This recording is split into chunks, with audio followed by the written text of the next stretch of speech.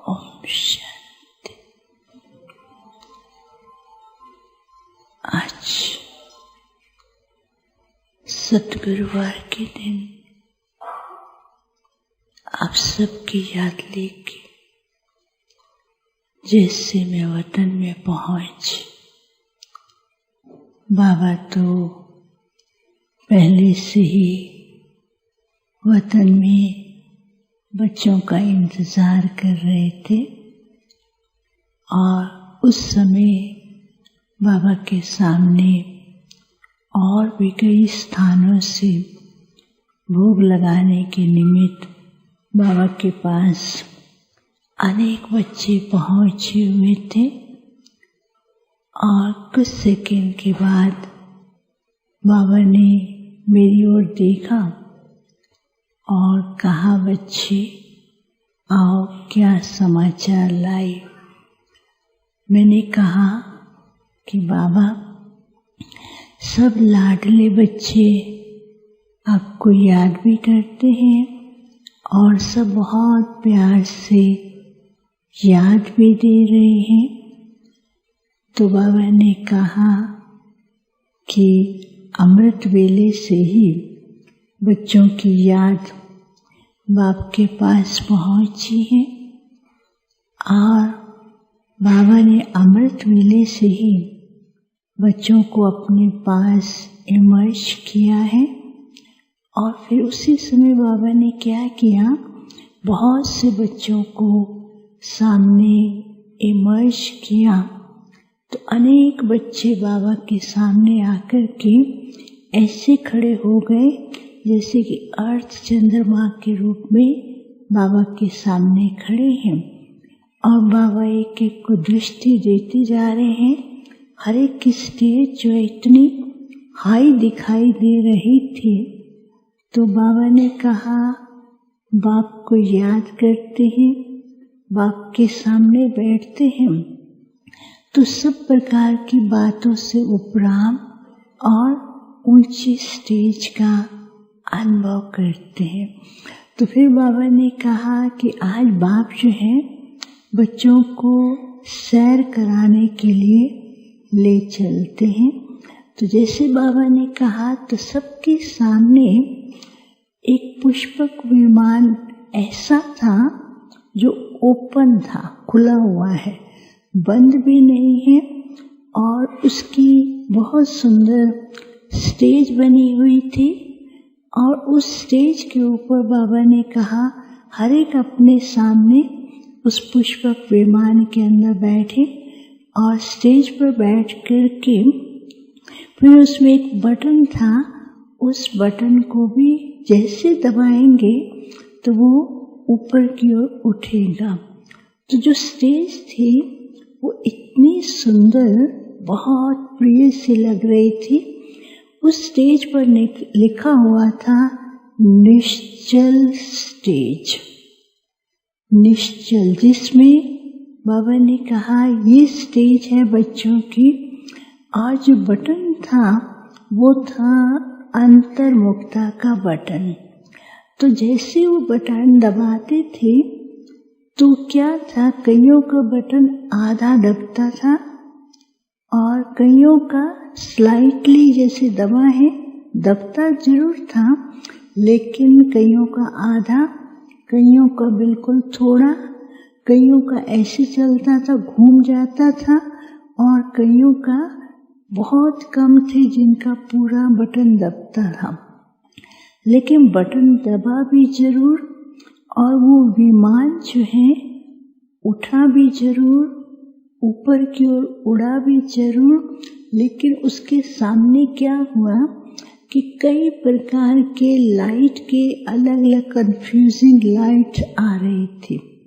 तो एक थी माया के भिन्न भिन्न रूप की लाइट, तो वो उड़ नहीं सकता था, उड़ करके बीच में अटक गया।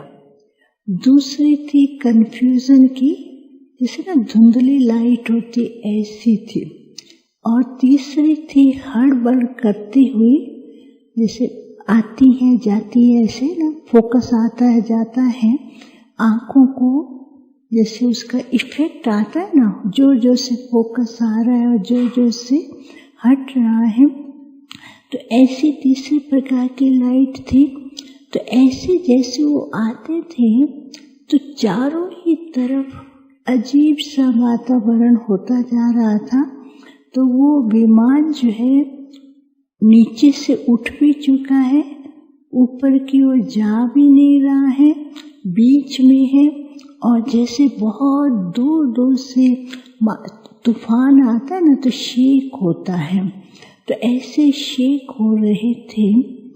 तो कुछ सेकंड के बाद फिर बाबा जैसे सबको दृष्टि देते थे, तो हर एक बाबा को देखते ही अपनी उस स्थिति में आ जाते थे। फिर वो पुष्पक विमान उड़ने लगा।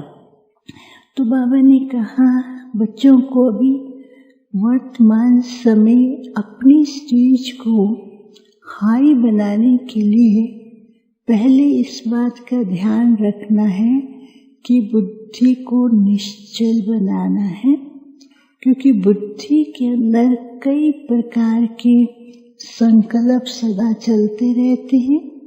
फिर बाबा ने कहा देखो अभी समय ऐसा आ रहा है कि माया के मिक्सचर रूप बच्चों के सामने भिन्न भिन्न रूप से आ रहे हैं, और वो माया के मिक्सचर रूप होने के कारण उसको पहचान नहीं पाते। और दूसरी बात बाबा ने कहा कि बच्चे कई बातों के अंदर कंफ्यूज होते रहते हैं, और कंफ्यूजन के कारण अपनी स्टेज को स्थिर और निश्चल नहीं बना सकते। और तीसरी बात बाबा ने कहा कई बच्चे विस्तार में जाकर के दूसरों की बातों के चिंतन में विस्तार में जाकर के अपनी सारी एनर्जी को समाप्त कर देते हैं, जिस कारण से उनकी जो स्टेज ऊपर की ओर जाती है, जाते जाते फिर वो नीचे की ओर आ रही है। तो फिर बाबा ने कहा अभी समय ऐसा आ रहा है कि जो कई प्रकार की परीक्षाएं बच्चों को परफेक्ट बनाने के लिए आने वाली हैं। एक तो माया के भिन्न भिन्न रूप, और दूसरा कंफ्यूजन, तीसरा खुद के ही अपने ऐसे ऐसे संकल्प हैं जो स्थिति को डामाडोल करते हैं। तो बाबा ने कहा इसके लिए बच्चों को क्या करना है, एक तो अंतर्मुक्ता का विशेष ध्यान, और अपनी आंतरिक स्टेज के अंदर जो अनेक प्रकार के संकल्प आते हैं उन संकल्पों को मर्ज करके निश्चल स्टेज बनानी है। और बाबा ने कहा जैसे जैसे अंतर्मुखी होंगे तो बच्चों को परखने की शक्ति आएगी, क्योंकि जो माया के रूप हैं वो कहाँ से कहाँ पर कंफ्यूज कर देंगे। परखने की शक्ति न होने के कारण कहीं भी किसी भी समय वो स्थिति डामाडोल होती है और वो ऐसे शेक करती है। तो बाबा ने कहा एक तो परखने की शक्ति चाहिए, और परख करके उसी समय अपने अंदर परिवर्तन शक्ति ला करके अपनी स्टेज को ऊंच बनाना है। बाबा ने कहा बाप बता रहे हैं कि अभी समय ऐसा चल रहा है कि लोग अपने पूर्वजों को ढूंढ रहे हैं, और आप पूर्वजों से वो कुछ अनुभव करना चाहते हैं। उसके लिए बच्चों को विशेष अपनी आंतरिक स्टेज को निश्चल भी बनाना है, अंतर्मुखी रहे, माया के प्रभाव को परखें समझें, और उस आधार से अपनी स्टेज को ऊंचा बनाए। तो फिर तो बाबा बच्चों को बहुत प्यार भी कर रहे थे। बाबा ने कहा बच्चे बहुत लगन से पुरुषार्थ भी करते हैं, और बाप भी बीच बीच में बच्चों के पास चक्कर लगा करके उन्हें बहुत कुछ अनुभव भी कराते हैं। और बच्चे वतन में भी बाबा बच्चों को बुला करके उस स्टेज का अनुभव कराते हैं, लेकिन बाहरी वातावरण के कारण, प्रभाव में आने के कारण कभी कभी उस स्टेज से नीचे उतर आते हैं। लेकिन समय के आधार पर अभी समय चेतावनी दे रहा है कि अपनी स्टेज को कैसे एकदम निश्चल बनाना है। फिर बाबा जैसे बहुतों को सामने दृष्टि दे रहे थे और दृष्टि देते तो उस दृष्टि से ही बच्चे जैसे ऊपर की ओर जा रहे थे और परफेक्शन का अनुभव करते ना, उनकी सबकी स्टेज बहुत अच्छी दिखाई दे रही थी। फिर बाबा को भोग स्वीकार कराया और बाबा ने सबको याद दिया। ओम शांति। आज सतगुरुवार की याद लेकर बाबा के पास वतन में पहुंची। आज अमृत बेले से ही बाबा को याद दी और संकल्प बाबा को दिया कि आज विशेष परदादी और चंदमणि दादी के निमित्त भोग लेकर के वतन में पहुंची। जैसे ही वतन में पहुंची तो देखती हूँ बाबा ने दोनों ही दादियों को वतन में इमर्ज किया। फिर एकदम से जानकी दादी भी बीच में पहुंच जाते हैं। फिर एकदम गुलजार दादी भी उन सभी के बीच में भी पहुंच जाते हैं। बाबा कहने लगे, इन बच्चियों ने विशेष मार्च मास चुना, तो बाबा भी यह देख रहे हैं इन बच्चियों का आपस में जब साकार में थे तब भी बहुत ही जिगरी प्यार था और बहुत ही आपस में स्नेह से एक मत होकर, एकजुट होकर ये दादियाँ, ये बच्चियाँ चलती थीं। बाबा ने कहा, जिगरी प्यार की निशानी बाबा ने दिखाया कि पांडव भवन में भी इन बच्चियों का, इन दादियों का रहने का स्थान भी एक ही था। इंद्रप्रस्थ में जानकी दादी का भी कमरा, चंदमणि दादी का भी कमरा और परदादी का भी कमरा और गुलजार दादी का भी कमरा सामने खिड़की में था। तो बाबा ने कहा कि सामने वाली खिड़की में कौन रहता था? यह बच्ची रहती थी, गुलजार दादी के लिए कहा। तो बाबा ये दृश्य मर्ज करते सभी दादियों को बाबा ने कहा कि देखो, इतना इनका आपस में प्यार था, जैसे कहते ना साथ जिएंगे साथ मरेंगे। तो बाबा ने कहा कि इन बच्चियों ने सचमुच में, बाबा भी देख रहे हैं कि कितना अंदर से दिल की प्रतिज्ञा की कि साथ भी रहते थे, साथ चलते थे और एक साथ ही खाते थे और एक साथ ही मार्च मास में इन दादियों ने अपने आप को बाबा के ऊपर समर्पित किया। तो बाबा ने कहा दुनिया के हिसाब से भी मार्च मास एंड कहलाता है, तो इन बच्चियों का भी पुरुषार्थ यह देखकर इन दादियों को बाबा भी खुश होते हैं कि समय के अनुसार इन बच्चियों ने अपना पुरुषार्थ, अपना भाग्य अष्ट रत्नों में आने का बनाया ही है। तो बाबा इतना देखकर अंदर अंदर बहुत ही खुश हो रहे हैं।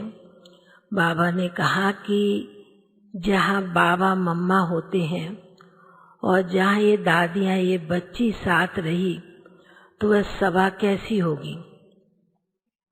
तो आज बाबा विशेष वतन में इन बच्चियों के साथ बाबा मम्मा भी बैठे हुए थे और दादियाँ भी आजू बाजू में बैठी हुई थी। बाबा ने कहा कि जिस प्रकार साकार में बच्चे जब दादियों को इकट्ठा देखते थे तो सभी बहुत खुश होते थे, तो आज बाबा भी वतन में इन दादियों को देखकर, एडवांस पार्टी को देखकर बहुत ही बाबा खुश हो रहे हैं और यह दादियाँ भी आपस में खुश हो रही हैं, मिल रही हैं। तो ऐसे लग रहा था कि वतन में आपस में दादियाँ बड़े प्यार से, बहुत स्नेह के साथ, जैसे कहीं ऐसे लग रहा था अंदर ही अंदर कुछ रूह रूहान कर रही थी। तो मैंने बाबा से पूछा, कहा कि दादियाँ आपस में क्या रूह रूहान कर रही हैं। बाबा ने कहा कि तुम पूछो क्या आपस में कर रही हैं। तो मैंने बाबा को कहा मैं तो फिर भी छोटी हूँ। तो बाबा ने कहा कि नहीं बच्ची, ये दादियाँ जिस प्रकार साकार में एक दूसरे को देख के खुश होती हैं और अभी जब वतन में एक साथ सभी मिली हैं तो बहुत अपने को खुश किस्मतवान समझ के देख रही एक दूसरे को और यह भी कह रही हैं कि तुम भी पहुंच गई, तुम भी पहुंच गई। क्योंकि विशेष गुलजार दादी भी, जानकी दादी भी वतन में पहुंची हुई थी। तो बहुत ही सुंदर दादियों का ये संगठन देखकर अच्छा भी लग रहा था, पर थोड़ा मन में ऐसे भी लग रहा था कि दादियाँ हम सभी को छोड़ के चली गईं। तो ऐसे कहते बाबा के सन्मुख भोग की थाली रखी थी, तो बाबा ने बड़े प्यार से दादियों को बहुत प्यार से स्नेह के साथ शांतिवन से भोग लेकर के गए। तो बाबा ने सभी दादियों को इमर्ज करते बड़े स्नेह के साथ मधुबन का, शांतिवन का भोग स्वीकार कराया। और दादियाँ तो मधुबन का, बाबा का घर का भोग देखकर बहुत ही मन ही मन इतनी खुश हो रही थी कि ऐसे लग रहा कि जैसे कि हमारे को बाबा ने याद कर, इमर्ज कर हम सभी को मधुबन का भोग स्वीकार कराया है। तो ऐसे कहते बाबा ने, मम्मा ने और सभी दादियों ने बहुत बहुत स्नेह भरी याद प्यार दिया और सभी का याद प्यार लेते हुए फिर नीचे पहुंच गए। ओम शांति।